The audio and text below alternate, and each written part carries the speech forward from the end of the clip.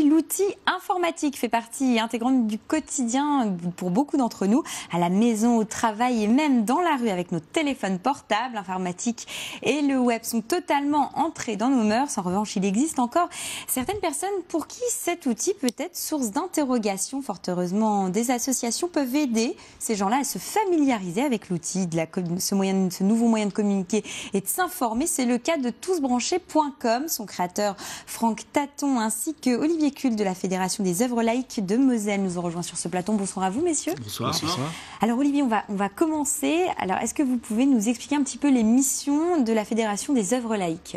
Donc la Fédération des œuvres laïques de la Moselle est un mouvement d'éducation populaire qui agit principalement dans des actions complémentaires de l'école publique, dans des champs aussi variés que le sport, la culture, l'accès aux vacances pour tous, et aussi dans le champ associatif, puisque nous accompagnons en Moselle plus de 500 associations sur divers champs, dont le champ social.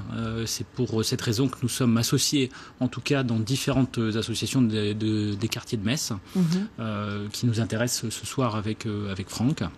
Donc, dont l'association de Franck. Alors justement, Franck, est-ce que vous pouvez nous présenter l'association tousbranchés.com ? Tousbranchés.com, c'est une jeune association puisque nous allons fêter notre première année, mais qui a été en fait créée par des gens qui avaient déjà une expérience, à la fois des professionnels de l'informatique, donc des ingénieurs, des formateurs et des militants associatifs qui intervenaient notamment en grande partie sur le quartier donc de Metz-Nord.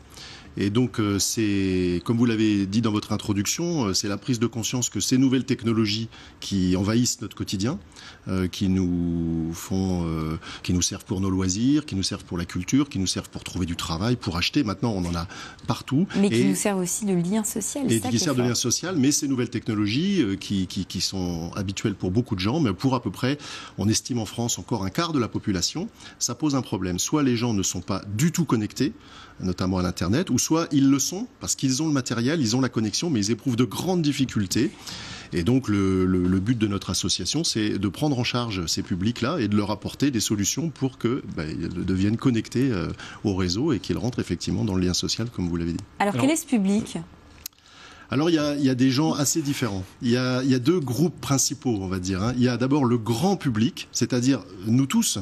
Et en fait, on est tous, à un moment donné, quand on réfléchit un peu dans sa vie, on est tous en difficulté avec les nouvelles technologies. Même quand on est soi-même branché, à un moment donné, on voit arriver une nouveauté. Moi, je suis quelqu'un, je vais prendre mon exemple, mais je suis plutôt branché. Et très franchement, quand j'ai vu arriver Twitter, il a fallu qu'on m'explique. Et c'est pas une honte de ne pas connaître la dernière nouveauté. On sait que c'est un monde qui va très très vite. Donc d'un côté, il y a un peu tout le monde. Alors quand même, c'est sûr qu'on voit pas mal de seniors, par exemple, qui maintenant décident de s'y mettre. Donc c'est une grosse partie du grand public est constituée par des gens comme les seniors. Et puis à côté de ça, il y a des publics très spécifiques avec lesquels on fait des interventions. Donc c'est la raison pour laquelle on s'associe toujours avec des partenaires. C'est des publics en difficulté sociale, par exemple. Des gens, par exemple, dans le domaine qui luttent contre l'illettrisme. On intervient en maison d'arrêt, on intervient vraiment dans des secteurs où il y a des personnes avec des conditions d'apprentissage et qui nécessitent la mise en place d'ateliers spécifiques. Donc il y a les deux parties. Olivier Culte, au niveau de la Fédération des œuvres laïques de Moselle, est-ce que vous observez une vraie fracture numérique et est-ce qu'il y a beaucoup de demandes justement pour ces ateliers informatiques ? Là, on est vraiment, et particulièrement sur les quartiers qui nous concernent, à la recherche en tout cas d'actions qui vont permettre de faire émerger en tout cas, ou d'accompagner les publics qui sont concernés pour réduire la fracture, j'allais dire, sociale globalement. Et l'engagement en tout cas de la fédération et des administrateurs qui gèrent ces deux associations, c'est vraiment d'apporter une plus-value avec des partenaires comme tousbranchés.com qui ont un vrai savoir-faire. Et c'est pour nous indispensable de construire ce type de projet avec les professionnels que représente l'association tousbranchés.com. Alors Franck Taton, dans un premier temps, ces ateliers informatiques ont comme but de casser un frein psychologique. Peut-être les seniors qui se disent non, l'informatique, je m'y mettrai jamais, ça m'intéresse pas, j'ai pas d'intérêt à à y aller, puis finalement... Oui, tout à fait. Le grand public, maintenant, le principal frein, c'est vraiment un frein psychologique, c'est-à-dire les gens se disent « c'est pas pour moi », ou ils ont eu une petite expérience d'auto-apprentissage qui parfois a été un peu difficile, ils ont été en difficulté par rapport à une machine qu'ils ont essayé de maîtriser par eux-mêmes, et donc pour ces gens-là, vraiment notre travail, ça s'assimile on peut dire, c'est comme le permis de conduire, quoi, hein. C'est-à-dire que d'ailleurs ça prend à peu près autant de temps. C'est-à-dire que quand on est un grand novice, qu'on n'a jamais touché un ordinateur, et on a donc des seniors dans ce cas-là, on estime qu'en une trentaine d'heures, c'est à peu près le temps qu'on passe à passer le permis, hein, donc c'est en gros 15 séances de 2 heures, on devient autonome et dans l'utilisation de base d'un ordinateur. On sait bien sûr manier les composants, la souris, le clavier, on sait aller sur Internet, et puis on sait utiliser une messagerie. Alors quand on sait faire ça, on sait utiliser basiquement l'ordinateur. Quels sont les premiers exercices que vous enseignez donc, aux seniors, par exemple? Alors, les seniors, on peut donner un exemple. Là. On fait, avec le CCAS de Metz, donc le Centre communal d'action sociale, on fait une action d'abord de sensibilisation. C'est-à-dire qu'on va dans les clubs du 3e âge, et puis on fait une séance qui n'est pas du tout basée sur la technique, parce qu'évidemment là on va effrayer les gens, mais on leur montre tout ce qu'on peut faire avec un ordinateur maintenant, avec une connexion Internet.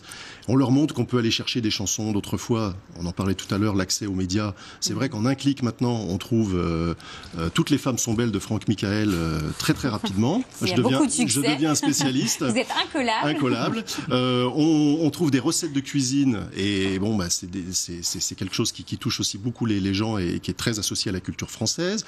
On trouve tout un tas d'informations et de façon simple. C'est ça qui est important. Donc on montre aux gens, avec un simple ordinateur, un vidéoprojecteur et un écran, que c'est à la portée de tout le monde maintenant de trouver une recette de cuisine pour accommoder les restes qu'on a dans son frigo. Et alors, à partir de lors là, de ces séances de démystification, qu'est-ce qui se passe? Est-ce qu'ils sont à l'écoute? Voilà, en fait, les gens sont souvent amusés parce qu'on fait ça de façon ludique, mais il faut savoir que en moyenne, sur une quinzaine ou une vingtaine de personnes qui assistent à ces groupes, on a derrière 5-6 personnes qui se mettent là, du coup, qui s'inscrivent à une nouvelle séance où là, ils vont pratiquer. Donc là, c'est clair, la première séance, ça va être clavier et souris.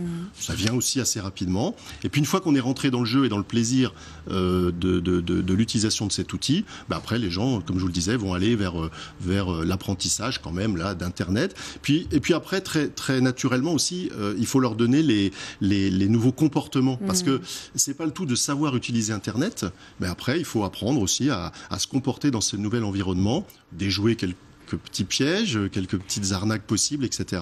Et donc, c'est s'habituer finalement, et c'est tout à fait naturel Mais aussi se mettre à la page, peut-être, parce que ça va très vite, Internet. Oui, c'est vrai ce que vous dites, se mettre à la page. Souvent, les gens ont une réaction par rapport à cette instantanéité. Et c'est vrai que les seniors, par exemple, sont surpris qu'en 3 secondes, on voit arriver une chanson. Mais d'un autre côté, ils trouvent aussi que c'est très pratique. Par exemple, quand on ne sait pas, on associe souvent l'âge à la perte de mémoire. Moi, je dis toujours, Internet, c'est formidable, quoi. On trouve toujours l'information.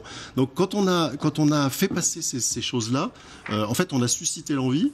Et franchement, les gens s'y mettent très très rapidement. Donc c'est vrai que le frein psychologique, c'est le premier élément à lever pour que les gens s'y mettent. Comment vous vous déployez ? Alors nous, on a un mode de... Vous ramenez vos propres ordinateurs. Voilà. C'est d'ailleurs ce qui fait, je pense, une partie du succès de notre action, c'est qu'on a développé un mode de déploiement tout à fait original. C'est-à-dire qu'on a récupéré du matériel auprès d'un de nos partenaires et avec ce matériel recyclé, on a fabriqué un outil en fait de formation mobile. Donc on déploie une salle de formation. On arrive dans n'importe quelle salle d'une association, par exemple de la Fédération des œuvres laïques, et en quelques minutes, on installe une salle. Les gens disposent d'un ordinateur individuel, on a l'Internet, on a tous les réseaux, je passe les détails techniques. Et puis à la fin, on replie notre matériel, on s'en va. Donc nous, on dispose toujours d'un matériel qui est adapté évidemment à nos sessions, c'est quand même important. Et puis surtout, on libère toutes ces structures de l'espace qu'il serait obligé d'accorder à un espace public numérique, du risque que constituent les ordinateurs, des difficultés, des problèmes de piratage, etc. On assume en fait toute la partie technique. Et ça, c'est vraiment un élément très très important, puisqu'on est capable de se déployer finalement dans tous les sites. Il suffit qu'on ait une salle, le courant électrique et un accès Internet. Ouais. Voilà. En tout cas, merci à vous d'être venu sur ce plateau. Merci Jean-François. On se retrouve très vite. Oui, très vite. Et merci à vous. On se retrouve donc très vite pour un nouveau Mag Innovation.